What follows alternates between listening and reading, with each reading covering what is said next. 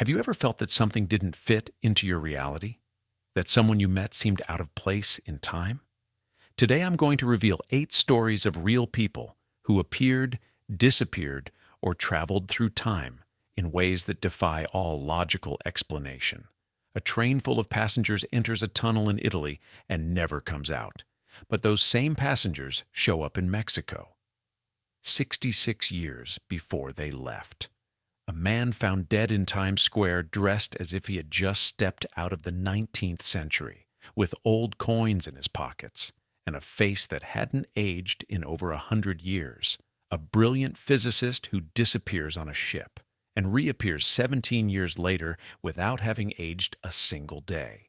These are not vague legends. They are documented cases, with physical evidence, with multiple witnesses, with official investigations. And most terrifying, many of these cases never received satisfactory explanations. They were filed away, forgotten, buried in dusty documents. Until now. Get ready to hear stories that will make you question whether time really flows in only one direction, or if there are cracks, portals, moments where the past, present, and future mix in impossible ways. Let's start with the most disturbing story of all. Story number 1. The Missing Zanetti Train, July 14th, 1911, Rome, Italy. It's a beautiful day. Clear skies, Italian summer in all its glory. At the train station, 106 passengers board the luxurious Zanetti train, a short trip, routine, from Rome to the north. Families, businessmen, ordinary travelers, all waiting to reach their destination in a few hours. The train departs on time. It travels through the Italian countryside.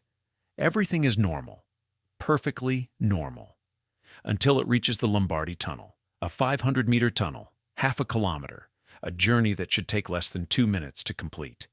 The train enters the tunnel. The locomotive disappears into the darkness.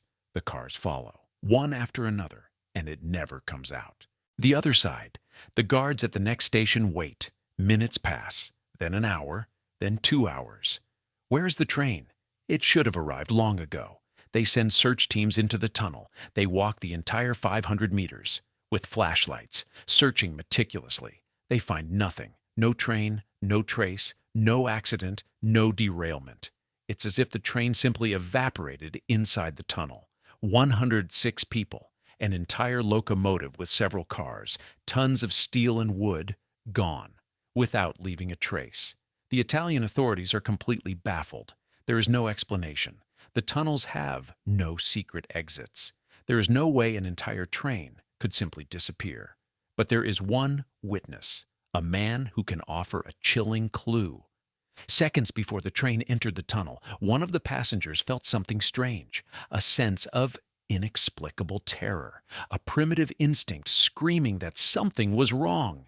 Without thinking, without logical reason, he jumped off the moving train. He was injured in the fall, but he survived, and from outside the train, he observed something that terrified him to the core of his being.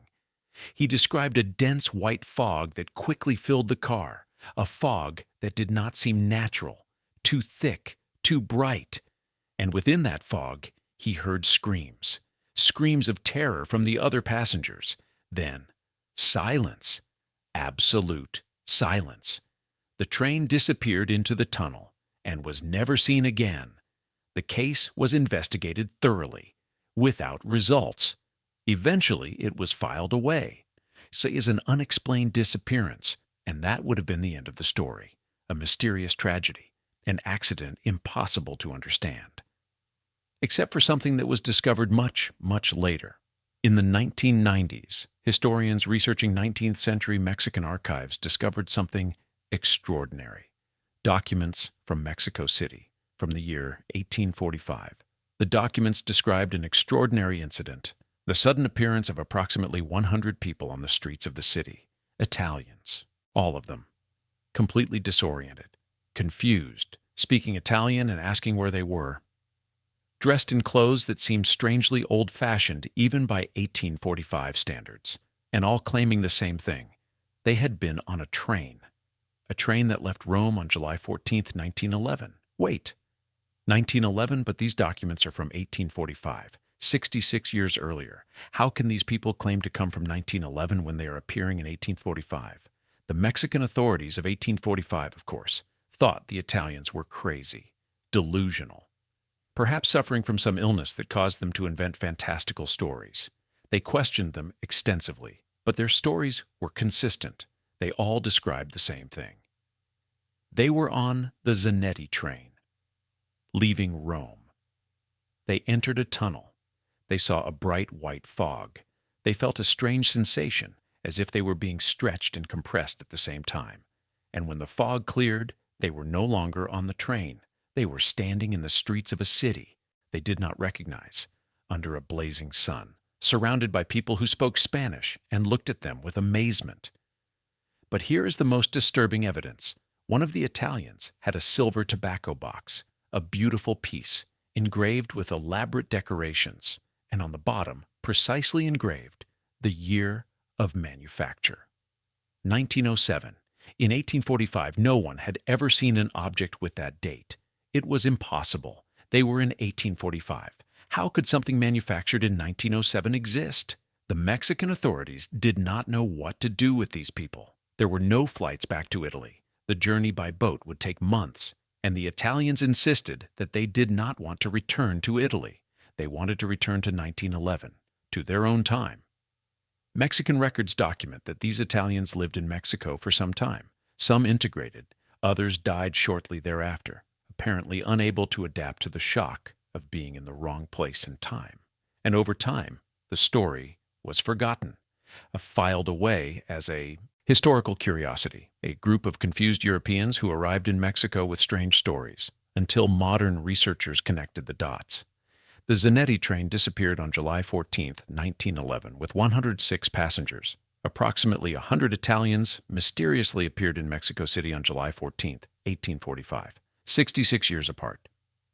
The dates match, the numbers match, the descriptions match. So what happened? Theory number one. It's an elaborate coincidence. The Mexican documents are real. The disappearance of the train is real, but they are not connected. It's just a strange historical coincidence. Possible, but extremely unlikely. Theory number two. A time portal in the Lombardy Tunnel. The tunnel contained or passed through a temporal anomaly, a wormhole, a point where 1911 and 1845 were directly connected. When the train entered, it was transported not only spatially, from Italy to Mexico, but also temporally, 66 years into the past. The white fog described by the witness was the visible manifestation of the portal, the point where the fabric of space-time was tearing. Theory number three. The tunnel is a temporal trap.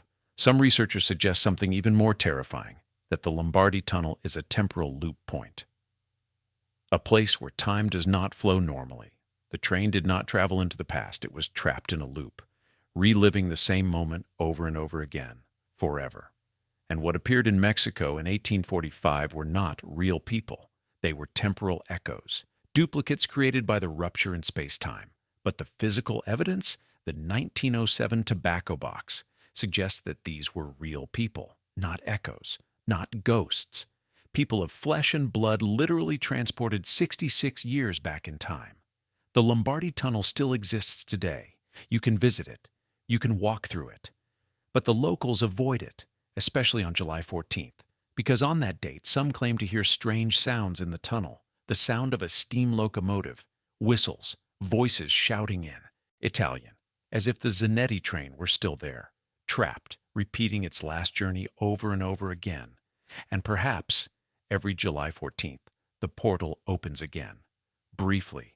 And if you're in the wrong place at the wrong time, you could board a ghost train and find yourself in another century.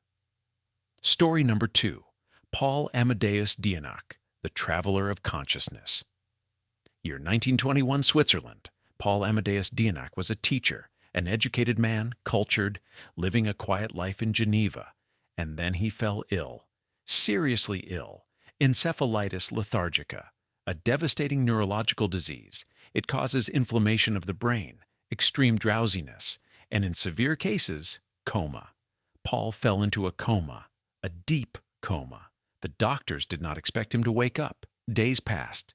then weeks, then months, his body lay in a hospital bed, motionless, unresponsive, technically alive but completely unconscious.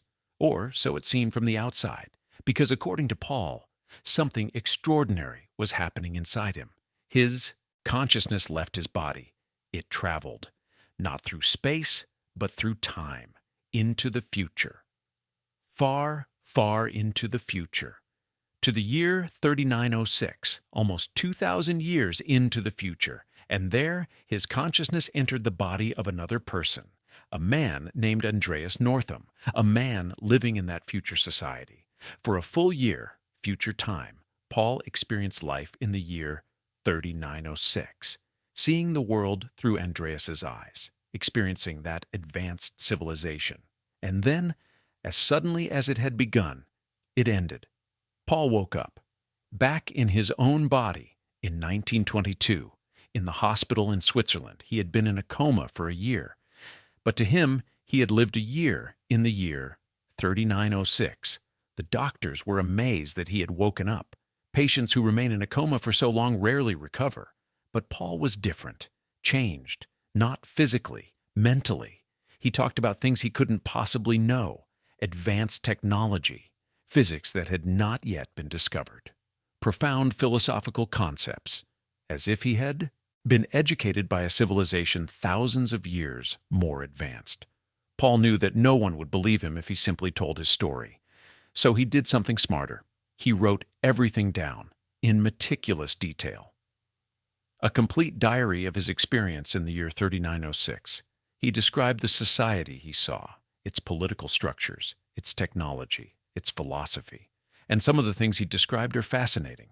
On life and death, humanity in the year 3906 has dramatically extended human life. People routinely live to be over 200 years old, thanks to medical advances that can reverse cellular aging. On spirituality, society experienced what Paul called a global spiritual awakening. Around the year 2400, humanity underwent a transformation. They left materialism behind. They embraced higher values, compassion, collective consciousness. On technology, he described machines that could manipulate matter at the atomic level, energy sources that produced no pollution, transportation that did not use fossil fuels. On social structure, there are no nations as we know them. There are no wars. Humanity functions as a unified planetary civilization. It sounds utopian, idealistic, the kind of future someone might fantasize about, except for some very specific details. Paul described principles of quantum physics that would not be discovered until decades after his death. He spoke of concepts that did not exist in the science of the 1920s. He also made predictions about events that would happen between his time and the year 3906. He predicted a great world war that would devastate Europe. This was written in 1922, before World War II. He predicted the rise and fall of totalitarian regimes. He predicted specific technological advances in computing and medicine. Many of these predictions turned out to be accurate. How could Paul have known these things? Theory number one, it was an extraordinarily vivid dream. During his coma, his brain created an elaborate fantasy. A story of the future based on his subconscious. And the predictions that turned out to be true were just luck. Or clever extrapolations based on the trends of his time. Possible. But it doesn't explain the knowledge of advanced physics that didn't exist in the 1920s. Theory number two, his consciousness actually traveled to the future. During the coma, when his body was in a state between life and death, his consciousness disconnected from linear time. He was able to jump forward, directly experience the future, and then return with memories of what he had seen. This sounds impossible. But quantum physics suggests that time is not as simple as we think. The past, present, and future could exist simultaneously. And perhaps, in altered states of consciousness such as a coma, the mind can access these other times. Theory number three, he received information from another source. Some suggest that Paul did not travel to the future. Instead, entities from the future communicated with him while he was in a coma. They used his vulnerable state to download information, to show him visions of the future. As a way of sending a message to the past, Why? Perhaps as a warning or as inspiration to guide humanity in the right direction.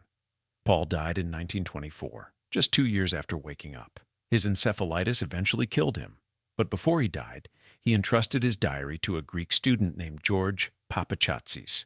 He told George, "This is the most important thing I will ever write. Keep it safe. Someday, when the world is ready, publish it." George kept his promise. The diary was published in Greece in 1972 under the title Chronicles from the Future, and it caused a sensation. Some dismissed it as fiction. Others saw it as genuine, as a real glimpse into the future of humanity. Today, Paul's diary is available to anyone who wants to read it. You can judge for yourself whether it is elaborate fantasy or genuine experience. But there is something unsettling about his descriptions, a consistency, a level of detail that goes beyond mere imagination. It's as if he had really been there. In the year 3906, experiencing a future that has not yet arrived. But if Paul is right, it will eventually come. A future where humanity has finally overcome its conflicts, where we have learned to live in harmony, where life spans centuries, and where spirituality and technology finally come together. Is that really our future? Or was it just the beautiful dream of a dying man? Only time will tell. Story number 3, David Lang, the man who vanished into thin air, September 23rd, 1880. Tennessee, United States. A sunny day, quiet, nothing out of the ordinary. David Lang is a farmer. He has a simple life, a wife, 2 children, a modest farm. It is around 5 p.m. David leaves his house. He walks across his field, an open field, completely flat, no trees, no structures. His wife Emma watches him from the porch. Their 2 young children are playing nearby. And as they walk, his friend Judge August Peck arrives in his carriage, accompanied by his brother-in-law. 5 people, 5 witnesses, all with a clear line of sight to David as he walks across the field. And then, in the middle of the field, without warning, without explanation, David Lang disappears. He doesn't fall to the ground. He doesn't run off somewhere. He simply vanishes, as if someone had pressed a delete button and he ceased to exist. One moment he is there, walking normally. The next moment, the space where he was standing is empty. Emma screams. The children scream. Judge Peck and his brother-in-law jump out of the carriage. They all run to the spot where David disappeared, searching frantically, calling his name. There is no response. There is no trace. The field is completely flat. There are no holes in the ground, no hidden wells, no underground caves. David simply ceased to exist in the middle of taking a step. The family and witnesses mark the exact spot of the disappearance. They search for hours, then for days. Neighbors join in. Search parties are organized. Dozens of people comb the property. They dig up the area where he disappeared, looking for underground tunnels, caverns, anything that could explain how a man simply vanishes. They find nothing. The earth is solid. There are no empty spaces. There is no explanation. And then they notice something strange. At the exact spot where David disappeared, the grass begins to die. A perfect circle forms, approximately 3 meters in diameter. Inside that circle, the grass withers. It turns yellow, then brown, and nothing will ever grow there again. For years, a permanent mark on the field. But the most terrifying part comes later. Months after the disappearance, David's 8-year-old daughter is playing near the dead circle, and she hears something, a voice, faint, distant, as if it came from far, far away. It is her father's voice. "Help me! I can't find my way back! It's dark here! Please help me!" Terrified, she runs to find her mother. Emma comes running, and she hears the voice too. David's voice, screaming from somewhere impossible. They call the neighbors. Others come and hear the same thing. David Lang's voice, desperate, crying for help. But they can't locate it. It's not coming from above or below. It's just there, in the air around the dead circle. For weeks, the voice is heard intermittently, growing weaker, growing more distant. Until finally, it stops. Permanent silence. David Lang was never found, alive or dead. His disappearance remains unsolved to this day. So what happened to him? Theory number one, he was murdered and the body hidden.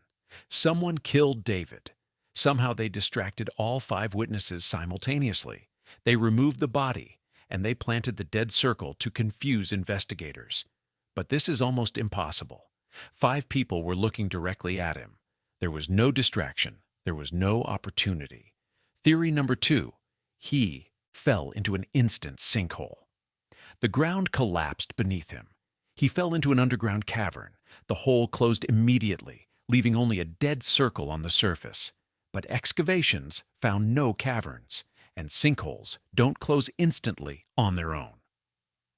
Theory number three, dimensional portal. The most fascinating and terrifying. David walked straight through a portal, a temporal or dimensional rift that opened briefly at that exact spot. He crossed over into another reality, another dimension, a place where the laws of physics are different. The dead circle is the mark left by the portal. The point of contact between 2 dimensions permanently damaged the Earth, and the voices his family heard were David trying to communicate from the other side, trapped in that other dimension, shouting through the crack, hoping someone could hear him and bring him back. But the crack was only one way, or too unstable, and eventually it closed completely, leaving David trapped, forever, in a place where no one can reach him. The story of David Lang has inspired dozens of investigations over the years, each one trying to solve the mystery. None have been successful. Because sometimes reality is stranger than any explanation we can imagine, and sometimes people just disappear, without reason, without a trace, without hope of being found, leaving only questions and a dead circle in a field in Tennessee. Story number 4, Rudolph Fentz, the man out of time. June 1950, Times Square, New York, the heart of Manhattan. One of the busiest intersections in the world, thousands of people walking, taxis honking their horns, urban life in all its chaos. And in the midst of all that activity, a man appears. He doesn't walk toward the intersection. He doesn't come out of a building. He just appears. In the middle of the street, he is dressed strangely, very strangely. He is wearing 19th century clothing, an old-fashioned formal suit, top hat, long Victorian sideburns. And he looks completely terrified. He looks around with wide eyes, cars speeding by, neon lights, towering buildings. It's as if he has never seen any of this before. He runs frantically, trying to cross the street, trying to escape the vehicles he doesn't understand. And then a taxi hits him. The impact kills him instantly. The police arrive. It's a routine traffic accident scene, except for one detail. The man has no modern identification, no driver's license, no credit cards, or any 20th century documents. What he does have is extraordinary. Coins in his pockets, all from the late 19th century, coins that haven't been in circulation for decades. A letter, addressed to a city address, but with a postmark from 1876. A business card from a brewery that went bankrupt in 1890, and an ID card indicating that he was born in 1846. If that were true, he would have been 104 years old in 1950. But the body looks like that of a man in his 30s, healthy, vital, no signs of advanced aging. The police investigate. They search historical records, and they find something incredible. In 1876, a man named Rudolph Fentz was reported missing. He went out for a walk one night and never returned. The description matches perfectly. The name is identical. But that would mean that Rudolph disappeared in 1876 and reappeared in 1950, 74 years later, without having aged a single day. The investigators try to find rational explanations. Was he an actor in period clothing? But why would he have genuine coins from the 1870s? And how to explain his genuine reaction of terror to automobiles? Was he a con artist? But what con requires you to dress in 19th century clothing, carry genuine antique objects, and then throw yourself in front of a taxi? Was he someone with a mental illness who lived as if he were from the 19th century? Possible. But that doesn't explain the genuinely old coins and documents. And his reaction was very specific. He wasn't acting like someone pretending to be from the past. He was acting like someone genuinely transported from 1876 directly to 1950. He had never seen a car before. Literally. It wasn't acting. It was genuine terror. The most disturbing theory: Rudolph Fentz went out for a walk in 1876. He walked straight through a time portal. He was instantly transported 74 years into the future. For him, it was just one step. One moment he was on the familiar streets of 1876. The next, he was surrounded by roaring machines and impossibly tall buildings. His mind couldn't process it. He panicked completely, and he died shortly after, run over by a machine he didn't even know existed. The case of Rudolph Fentz has been analyzed and reanalyzed for decades. Some researchers claim it's an urban legend, that it never really happened. But there are police records. There is documentation of the accident. There are photographs of the body. And more importantly, there is the missing person report from 1876. A man named Rudolph Fentz who left his home and never returned. 74 years later, a man with the same name appears in Times Square, wearing clothes from 1876, carrying objects from 1876, dying of shock at the modern world. Coincidence, or evidence that time is not as stable as we think? That there are moments, places, where you can take a step and emerge in a completely different era? And if it can happen to Rudolph Fentz, could it happen to anyone? The next time you walk down the street, consider this. What if the next step you take takes you not only to another place, but to another time? Would you be ready for a world 74 years in the future? Or would you die of shock, like Rudolph, unable to comprehend the impossible reality around you? We've covered 4 stories so far, 4 cases of people who disappeared, appeared, or traveled through time in inexplicable ways. An entire train traveling 66 years back in time. A professor whose consciousness jumps 2,000 years ahead. A farmer who vanishes into thin air. A man from the 19th century who appears in 1950. But the next 4 stories are even stranger, more documented, more impossible to explain. We're going to talk about a man from 1958 who appears in 2006 with photographs to prove it. A genius physicist who disappears and reappears without aging. A man who systematically erases his entire identity. An account who lived for centuries without ever aging. Are you ready to question everything you know about time? Let's continue. Story number 5, Sergei Ponomarenko. The photographer from 1958 year 2006, Kiev, Ukraine. The police receive a call about a man acting strangely in the streets. He is wearing old-fashioned clothes. He looks disoriented, possibly dangerous or mentally ill. The officers arrive and find a young man of about 25, dressed in clothes that look like they are from the 1950s, an old-fashioned coat, retro-style pants, and he is completely confused, looking around as if he doesn't recognize anything. The officers try to talk to him. They ask his name. Sergei Ponomarenko, he replies with an old Ukrainian accent. Where am I? What is all this? He points to the modern cars, the buildings, the electric signs. The officers, thinking he has some kind of mental problem, take him to the station.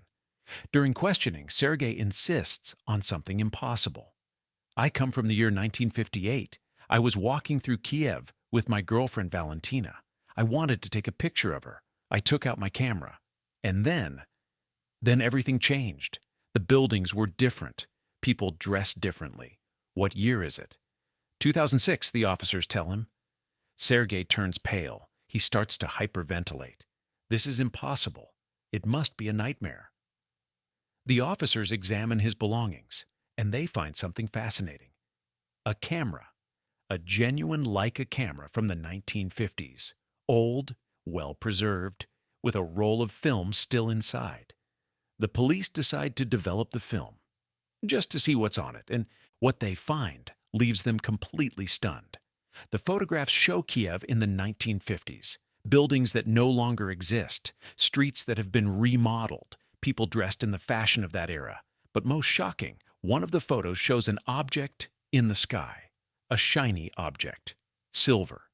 Strangely shaped. A UFO. Clearly visible. Not blurry, not ambiguous. A structured object floating above Kiev in the 1950s. The researchers are perplexed. The camera is genuine. From the 1950s. So is the film. Old technology that hasn't been manufactured in decades. And the photos are genuine. Not digitally edited. In 2006, digital editing was already common, but these photos are purely analog. So they decide to investigate further. They search historical archives. Was there a Sergei Ponomarenko reported missing in 1958? And they find something incredible. In the Kiev police archives from 1958, there is a missing person report. A young man named Sergei Ponomarenko, 25 years old. He disappeared while walking with his girlfriend Valentina. The description matches perfectly. The name is identical. The dates match. Sergei Ponomarenko disappeared in 1958, and he reappeared, without having aged, in 2006, 48 years later. The investigators try to locate Valentina, the girlfriend Sergei mentioned. They find her. She is an elderly woman now, in her 70s, living in Kiev. They show her photos of Sergei from 2006, and she breaks down, crying. That's him. That's my Sergei. But how? He disappeared almost 50 years ago. I thought he was dead. Why didn't he age? Valentina confirms the details. They were walking together that day. Sergei wanted to take a photo. He raised his Leica camera. And then he just disappeared, right before her eyes. As if he had evaporated. She reported his disappearance to the police. They searched for weeks. They never found him. And eventually, Valentina moved on with her life. She married another man. She had children. She grew old. While Sergei somehow was frozen in time, or jumped through it. Sergei is medically evaluated. Complete exams, blood tests, everything. Physically, he is a 25-year-old man, healthy, normal. No signs of accelerated or decelerated aging. It's as if he really is 25, as if the last 48 years simply didn't happen for him. Psychologically, he is traumatized, unable to accept that he lost almost 50 years, that everyone he knew grew old while he did not. And then, as mysteriously as he appeared, Sergei disappears again. One night, he simply leaves his guarded room. No locks picked, no signs of escape. He just vanishes. The security cameras capture nothing useful. One moment, he's in his room. The next, the room is empty. He was never found again. Did he return to 1958? Was he taken to another time? Who knows? But the photos remain. Physical evidence that something impossible happened. Photos taken in the 1950s, on a camera from the 1950s, by a man who disappeared in 1958 and reappeared, unchanged, in 2006. And that UFO in the photo, does it have anything to do with all this? Was Sergei abducted by something? Frozen in time for 48 years, and then returned to the world as if no time had passed? Or did he walk through a natural portal, a point in Kiev where 1958 and 2006 briefly connect? We will never know for sure, because Sergei disappeared again, taking the answers with him, leaving only the photos and the testimony of an elderly woman who recognized the love of her youth, still young, still 25, while she had aged to 70. Story number 6, Ettore Majorana, the physicist who defied time the Mediterranean, between Sicily and the Italian peninsula. Ettore Majorana is a physicist, not an ordinary physicist. He is considered one of the most brilliant minds of his generation. He worked with Enrico Fermi. He contributed to early nuclear physics. By the age of 32, he had already made discoveries that would change science. And some whisper that he was working on something even more extraordinary, something that could change the laws of time and space. On March 25, 1938, Ettore boards a ferry in Palermo, Sicily. He is traveling to Naples on the mainland. It is a short trip, routine. Thousands of people make it regularly. The ferry arrives in Naples. The passengers disembark, but Ettore Majorana is not among them.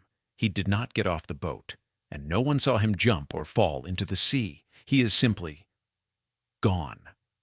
The authorities investigate thoroughly. They search the ship. They question the crew and passengers. They search the sea. They find no body. They find no trace. Ettore Majorana has disappeared without explanation. His family is devastated. The scientific community is shocked. How can a brilliant genius simply vanish? Several theories are proposed. Suicide? Ettore had shown signs of depression, but he left no note, and his body was never found. Murder? Some suggest he knew too much.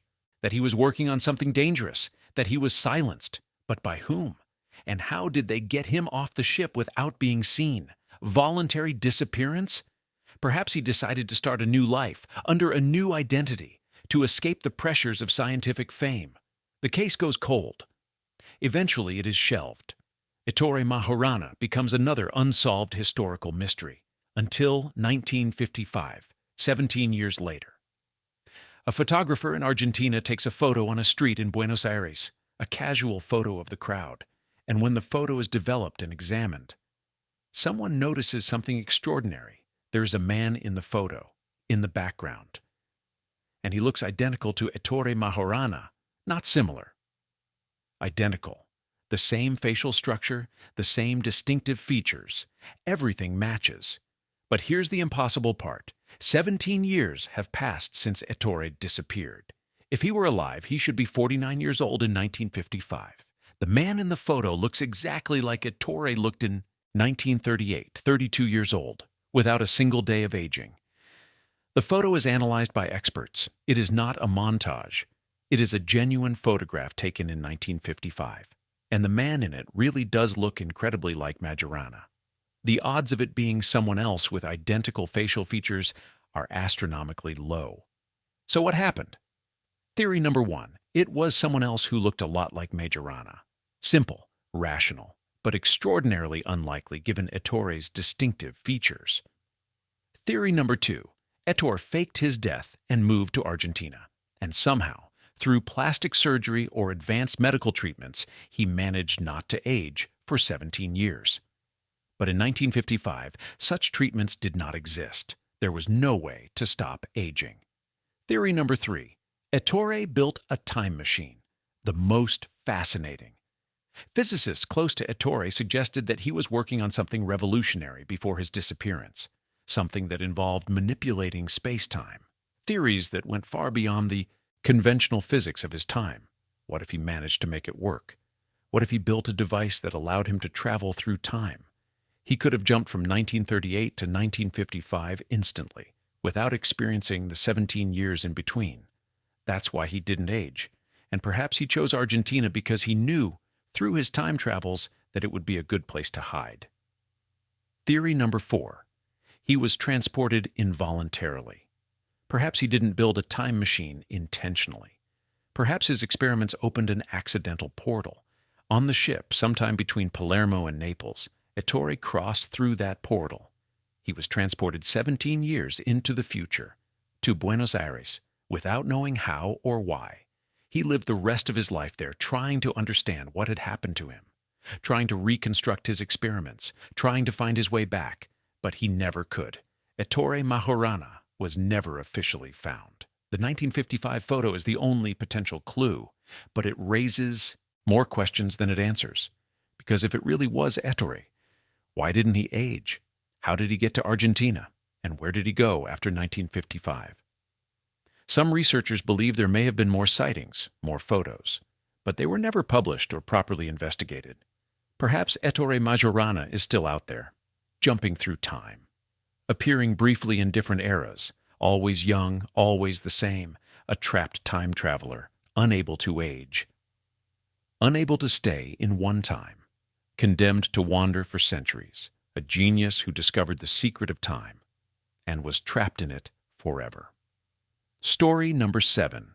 Peter Bergman, the man who never existed, July 2009, Sligo, Ireland. A man arrives at the Sligo City Hotel. He checks in under the name Peter Bergman, apparent age, 50-something, well-dressed, polite, speaking English with a slight foreign accent, possibly German or Scandinavian. Nothing particularly remarkable. Just another business traveler, except that Peter Bergman is doing something very strange, something methodical, something deliberate. He is erasing his identity. Over the next few days, he is seen walking around Sligo, performing specific actions. He buys new clothes and then meticulously cuts off all the labels, manufacturer's marks, serial numbers, anything that could indicate where it was purchased. He discards his previous belongings, one by one, in different trash cans around the city, separately, as if he doesn't want anything to be traced back to him. He uses only cash, never credit cards, never anything that leaves a digital trail. It's as if he's preparing for something, systematically erasing any evidence of who he was or where he came from. On July 16th, Peter Bergman is found dead in his hotel room. Cause of death, apparently suicide by poisoning. But he left no note. The Irish police begin a routine investigation, trying to identify the man and contact his family. And this is where everything becomes impossible. They can't find any information about him. His fingerprints don't match any database. Irish, European, Interpol, FBI, nothing. His DNA doesn't match anything. No medical records, no previous criminal cases. He has no passport. He has no identification. He has no documents proving who he is. The clothes he was wearing have no labels. The tags have been removed. His belongings in the hotel room are minimal, and everything has been cleared of any identifiable information. It's as if this man never officially existed. Investigators intensify their efforts. They publish his photo. They ask the public for help in identifying him. No one recognizes him. No one reports a missing family member or friend who matches his description. Forensic experts examine the body, looking for any unique characteristics. Scars, tattoos, dental work that can be traced. They find that he has had dental work done, but the style does not match dental practices in any specific country. It is as if he had received dental care in multiple places around the world, or nowhere recognizable. Linguists analyze recordings of his voice made by hotel staff, trying to identify his accent with precision. They say he sounds like he speaks multiple languages, that his English has influences from German, Scandinavian, and possibly Slavic, but mixed in an unusual way, as if he had learned languages from multiple non-traditional sources. The case becomes known as Peter Bergman, although we now know that was probably not his real name. And it remains unsolved. Completely unsolved. No one knows who he was, where he came from, why he was in Ireland, why he so meticulously erased his identity, or why he died. But there are theories, very strange theories. Theory number one, he was a spy. He worked for an intelligence agency. His mission went wrong. He decided to take his own life before being captured. He erased his identity to protect his operation and his contacts. Possible. But even spies have fingerprints and DNA on file. This man had nothing in any database in the world. Theory number two, he was someone in the witness protection program. He had testified against dangerous criminals. He was put into protection, but he was found, and he decided to kill himself before they killed him. Also possible. But protection programs keep records. Someone should have been able to identify him. Theory number three, he was a time traveler, the strangest, but curiously, the one that best explains all the anomalies. Peter Bergman came from the future, or from an alternate timeline. In his reality, databases and records are different. That's why his fingerprints and DNA don't match anything in our systems. He came to our time on a specific mission, to observe, to document, or perhaps to try to change something. But something went wrong, or he completed his mission and decided he couldn't or didn't want to return. He systematically erased any evidence of his presence, because he knew that if anyone looked too closely, they would notice anomalies, things that don't fit with our reality. And then, having completed what he came to do, or having failed, he decided to end his life in our time. Theory number four, he was from a parallel dimension, similar to the time traveler theory, but different. Peter crossed over from an alternate reality, a world very similar to ours, but with subtle differences. In that reality, perhaps he was never born, or he was born with a different identity, or records are kept differently. He crossed over into our dimension accidentally, or intentionally, and he got stuck. He tried to erase any evidence that he didn't belong in our world. Because if the authorities discovered that he was literally from another dimension, what would they do with him? Peter Bergman's body was eventually buried in Ireland in an unmarked grave because no one knew his real name. His case remains in active files. Irish authorities are still looking for information, still hoping that someone, somewhere, might identify him. But more than a decade has passed, and no one has come forward. No one has claimed him. No one has provided answers. It's as if this man never really existed in our world, and perhaps in some twisted way. That's exactly what he was, a visitor from another time, another reality, who briefly walked in our world and then left, leaving only an impenetrable mystery. Story number 8, The Count of Saint-Germain, the Immortal. Now, for our final story, let's travel to the 18th century, to the salons of the European aristocracy, where a mysterious man captivated kings and nobles with his impossible knowledge and eternally youthful appearance. He called himself the Count of Saint-Germain. No one really knew where he came from. Some said Transylvania, others said Portugal. Others claimed he was from a secret royal lineage. But everyone agreed on one thing. He was extraordinary. He spoke dozens of languages fluently: French, German, English, Italian, Spanish, Russian, Sanskrit, Chinese. He was a virtuoso musician, composer, painter. He was a chemist, alchemist, philosopher, and he claimed to be hundreds of years old. The Count appeared in the royal courts of Europe, in France, in Germany, in Russia, always well-dressed, always eloquent, always with encyclopedic knowledge. And there was something even stranger. He spoke of historical events as if he had been present. He described the court of King Francis I of France in the 16th century in intimate detail, as if he had dined there personally. He spoke of Cleopatra as if he had known her, of the construction of the pyramids as if he had been present. At first, people thought he was just a talented storyteller, someone who had read extensively and could bring stories to life. But then they noticed something disturbing. The details he provided were not in history books. They were intimate details, personal, things that only someone who was actually there could know. Conversations, inside jokes, architectural details of rooms that had been demolished centuries ago, and his appearance. People who had known him when they were young would meet him again decades later, and they swore he hadn't aged a single day. The Countess of Gergi met the Count in 1710.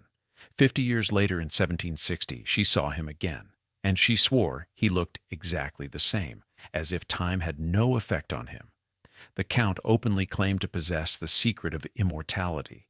He said he had discovered the elixir of life, an alchemical substance that stopped aging.